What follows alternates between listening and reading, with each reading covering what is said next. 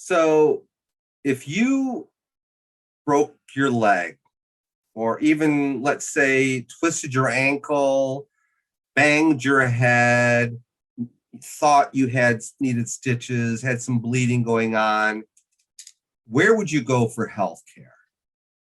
For a lot of people, the answer is I'd go to the emergency room.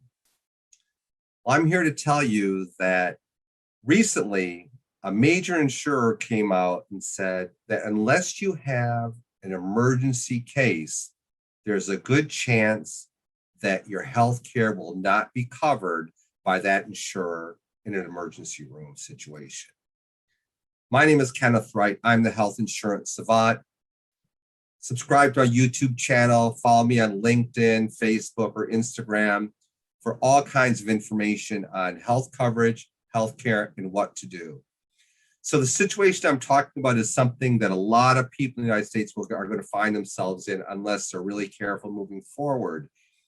So unless you have a major emergent situation, and I mean life-threatening, there's a good chance that certain health care carriers are no longer going to pay for your coverage if you go to an emergency room.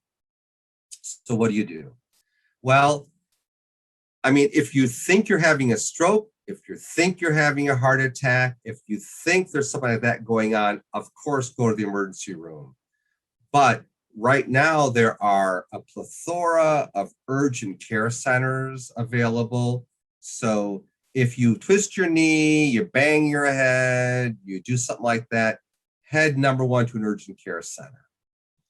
Maybe before that, you call a virtual doctor. So you make sure that you have some type of virtual medicine outreach. So again, if you can drive yourself to emergency room, there's a good chance that it may not be an emergency. So just think about that. So number one, call a virtual doctor. Number two, try an urgent care center. Number three, if you can, wait until the next day if urgent care centers are closed to go see your own physician.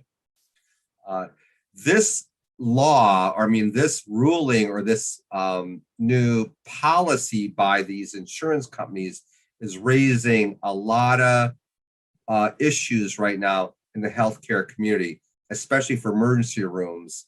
Emergency rooms make a lot of money for hospitals, so they want everyone to go there.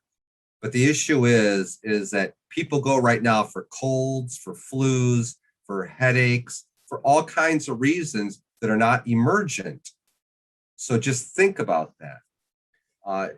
And any other cases like that are really starting to cost the insurance companies a lot of money.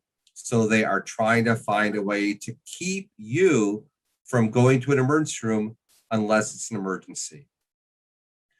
The rulings right now have been suspended by most insurance companies until after the COVID pandemic. They're going to hold off on having those policies put into place. And these policies really specifically apply to most corporate or business plans. For people on Medicare and Medicaid, and for individuals on individual plans, these policies probably won't be enforced.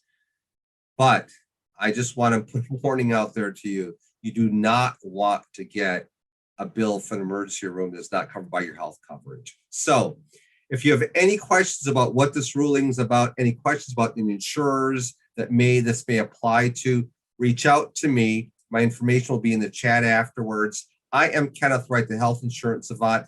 For information like this and anything else in the healthcare business, why use an agent when you could choose the savant?